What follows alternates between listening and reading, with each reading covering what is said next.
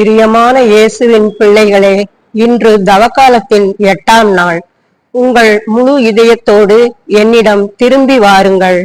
அழைப்பை பெற்று தவக்கால பயணத்தை தொடரும் நமக்கு மேலும் நம் மீது அன்பு கொண்ட இறைவன், தன்னையே சிலுவை சாவுக்கு ஒப்படைத்த இறைவன் எவ்வாறெல்லாம் நம்மை காக்கின்றார், பராமரிக்கின்றார் என்று பார்ப்போம்.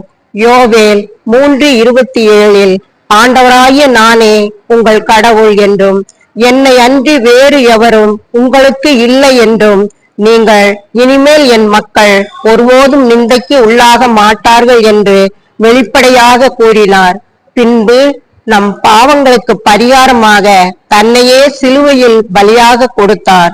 இவ்வாறு அன்பு பாராட்டிய இறைவனுக்கு நமது உள்ளத்தை முழு மனதோடு கொடுப்போம். ஜெபம்.